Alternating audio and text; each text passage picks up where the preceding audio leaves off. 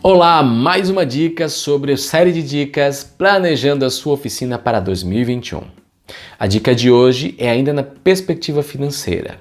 Estou falando nas últimas dicas sobre as principais ferramentas para você melhorar a performance de controle e, claro, assertividade de informações do setor financeiro. E essa dica de hoje, ela vem aí para complementar, que é análise de faturamento, controle de faturamento. Se você tem um software de gestão, obviamente você já tem essa informação, porque você lança as ordens de serviço e lá vai ter um relatório de faturamento. Mas se você não tem, eu preciso que você entenda a importância de ter essa informação e comece a controlar agora. Rodimar, para que eu vou querer saber o quanto eu vendo no mês? Você acredita que tem gente que faz essa pergunta? Tem. Por quê? Rodimar, eu já controlo o fluxo de caixa, eu já sei o que entra. Fluxo de caixa é uma ferramenta para a entrada de recebimento, que contempla recebimento à vista e recebimento de parcelamentos passados. Se você não faz parcelamento para seu cliente, tudo bem, então você já tem uma ideia do que você fatura no mês, se você só recebe à vista do que você faz. Mas isso não é muito comum, concorda? Então, vamos lá. Se hoje você tem aí um crediário com seu cliente, você não sabe exatamente o que você vende através do fluxo de caixa. Você apenas sabe o que entra de recurso no mês, ok? Então, vamos lá. O que vai ter de informação nesse controle de vendas, o controle de faturamento? Nesse controle você vai lançar o seguinte: o cliente, quem é o cliente, qual o valor que você vendeu para ele durante esse mês, indiferente se ele pagou tudo à vista ou pagou uma parte à vista parcelado ou não pagou nada nesse mês, ele parcelou tudo. Isso não tem importância nesse momento, porque aqui eu estou falando o que eu vendi, o que eu produzi para vender neste mês. E aí eu posso ter, sim, nome do cliente, faturamento bruto total, né? Ou posso ser mais analítico, né?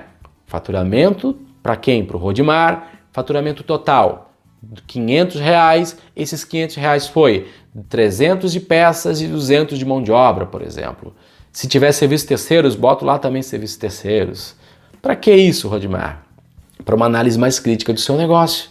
Poxa, vamos lá, quem foram os clientes que passaram nesse mês e compraram na minha empresa, que eu vendi para eles? Nesse relatório eu vou saber quanto eu vendi, quanto de mão de obra, quanto de peça, e aí começa a ter informação para fazer uma análise mais crítica, né? Que vai complementar uma série de tomadas de decisões que você deve ter na sua empresa. Por exemplo, o quanto você vende de mão de obra.